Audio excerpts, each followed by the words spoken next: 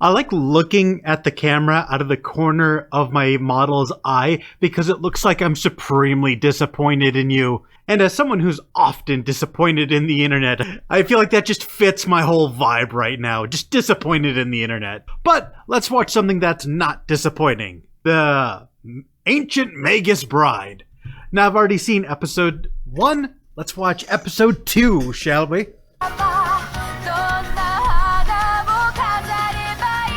The opening theme song is a vibe. It shouldn't have happened. I should never have given birth to you. You don't care whether you live or die, so why should it matter to you? Personally, I think this is an unusual plot point where, like, the protagonist doesn't care if they live or die. It takes away some of the agency of the character, so it'll be interesting to see how the show handles the main character's lack of agency. Are they going to give them agency and make them a more dynamic character, or are they just going to take the easy way out and have them dragged along by the plot? It's very easy to write a character that does whatever the plot needs it to. It's much more complicated to write an actual person who evolves over time. It's a type of fairy, a silky, that enjoys doing household chores, cooking, laundry, tending the hearth. Imagine how convenient it would be to have a magical creature that just enjoys household chores. Where can I get one of these silkies? Oh, it's a bird now. Bro, you don't even have to crumple up the paper into a ball and throw it away. If you don't want to deal with your trash, it just turns into a bird. I want all of my trash to just grow wings and fly away. Hell yeah. Tired of taking out the trash. He doesn't look or act like anyone I've ever known. He doesn't look like anyone you've ever known.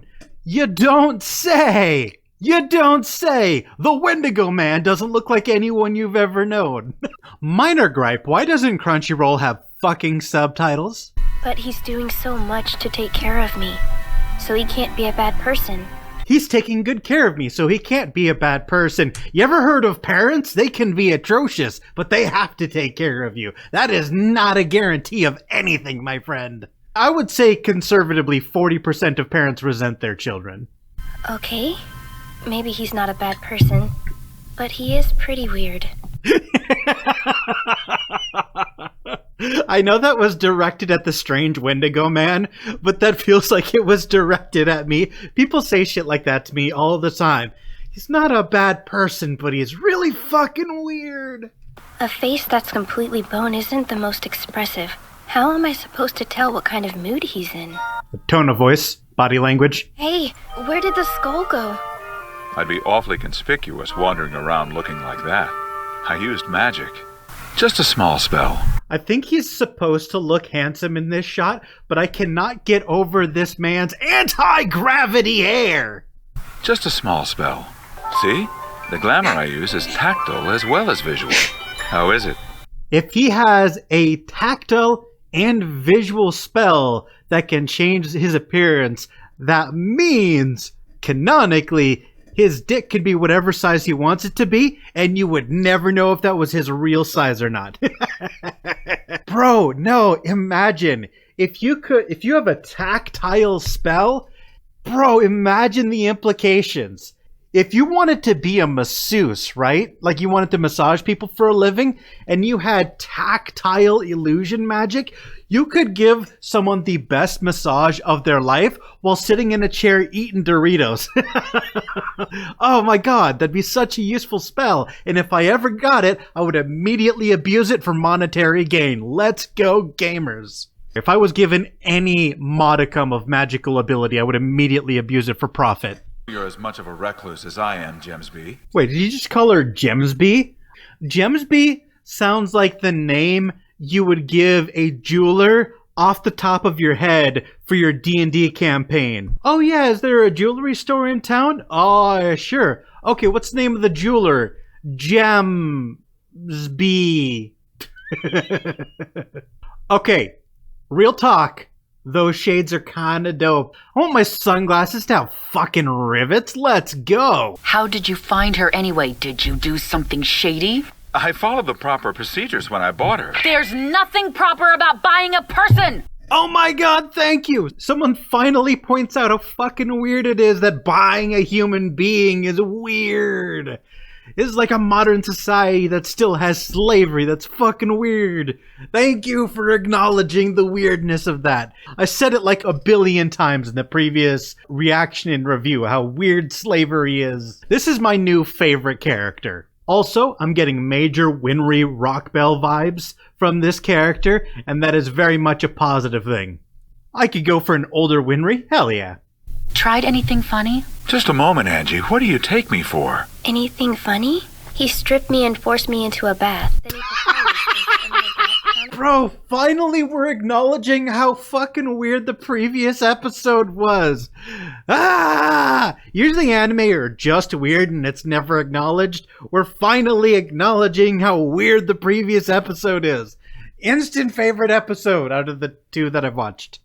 I love this character. I love this character so much. Thank you for acknowledging that the show is fucking weird. What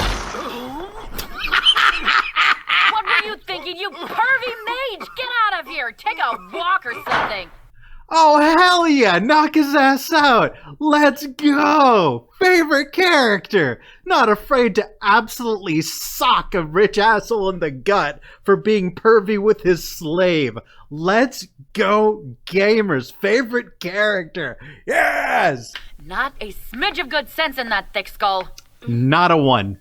Oh my god, it's an axolotl! Favorite character! Oh my god, there's an axolotl. It's so cute and dopey. I love it. Oh my god.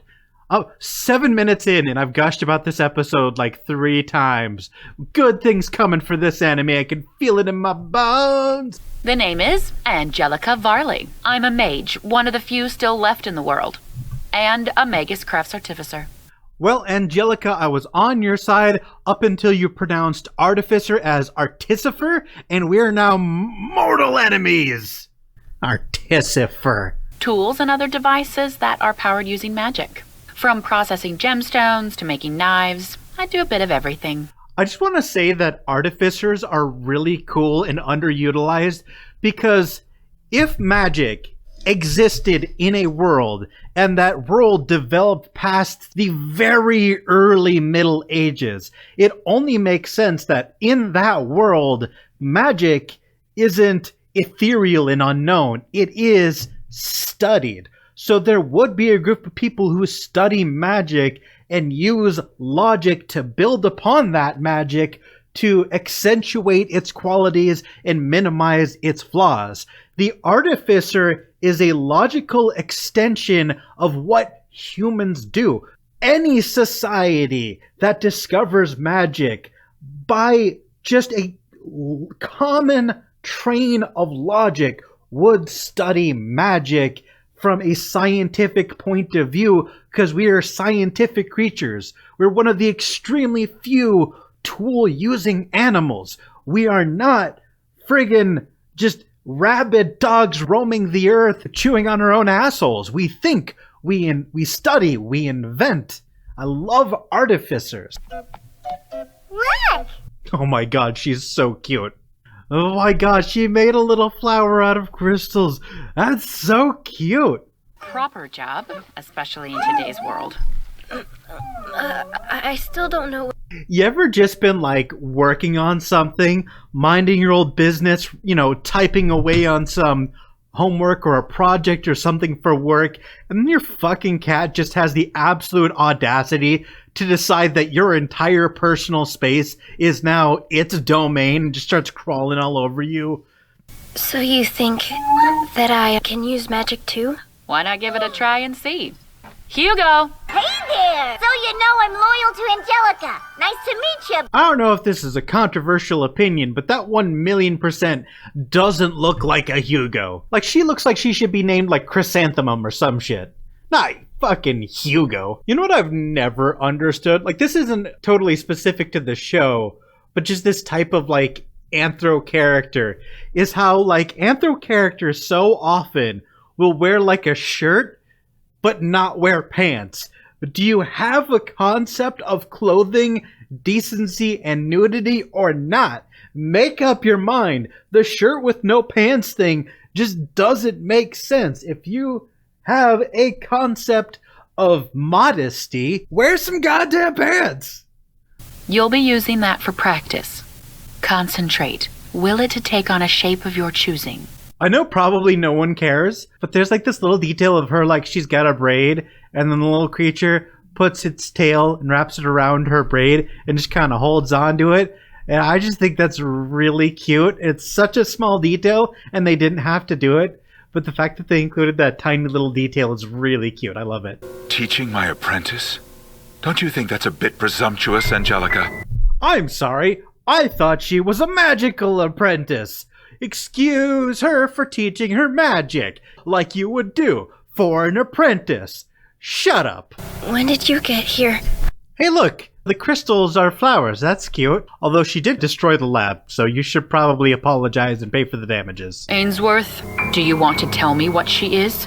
Oh yeah, I forgot. She's a thing. She's special. She says like what do they call them? Sleigh bells. Yeah, she says a sleigh bell. Wait, that's not right. Sleigh beggy. That was close enough.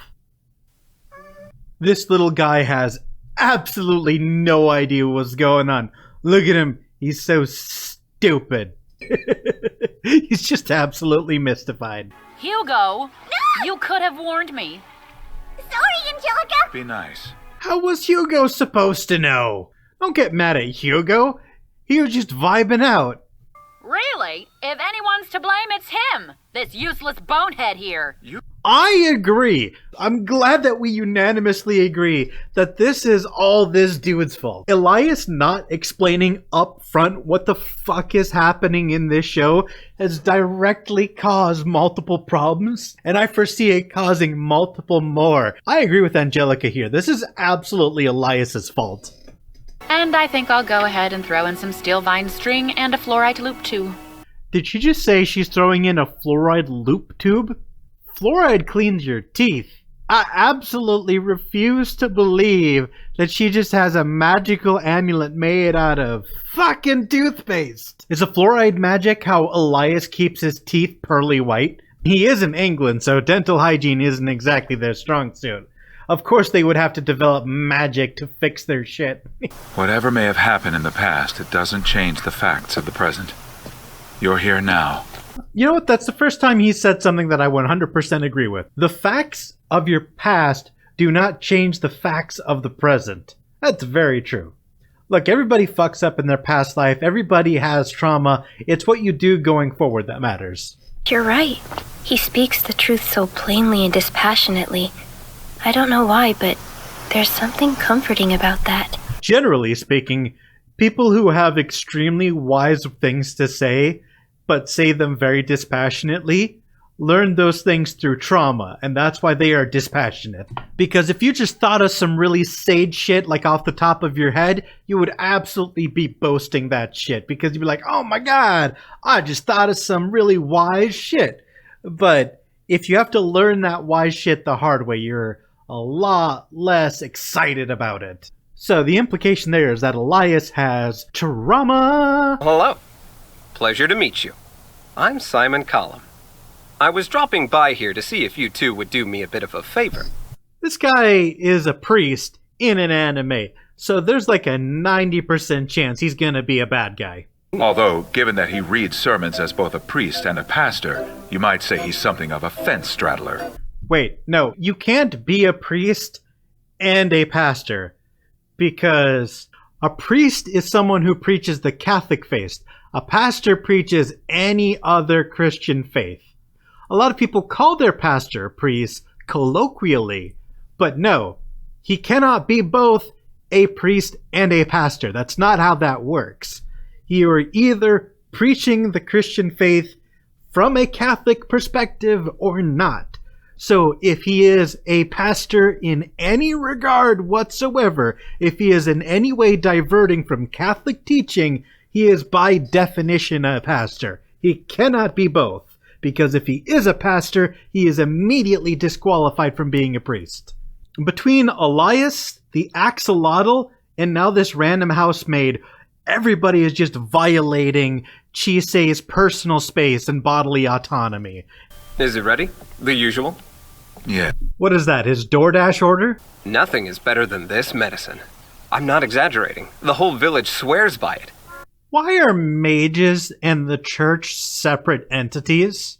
If you believe in a god that created all things, then by definition God created magic, and it is an inherently holy thing, unless it is explicitly an unholy and demonic thing, which in this world it very clearly is not inherently evil and demonic to practice magic, not if a mage is giving magic medicine to the church. You would think that holy magic would be the highest form of magic in a society governed strongly by religion. I'm told the dragons have been more active than usual lately. Don't just casually say dragons like that's not a big deal. Since when are there fucking dragons? Holy shit, it's a dragon! She's there! Wait! What do you want? Who are you? We shall discuss all that and more once. I don't care what work of fiction it is or what the context is. People riding dragons is 1,000,000% the coolest shit ever. Bro, best episode. Honestly, episode 1 was kind of rough. Made me not want to watch more of the show. And I didn't watch more of the show for like months. But episode 2 absolutely won me over. 10 out of 10. Absolute banger episode. This was good. This was really good. Well, that's all I gotta say for now. Bye, guys!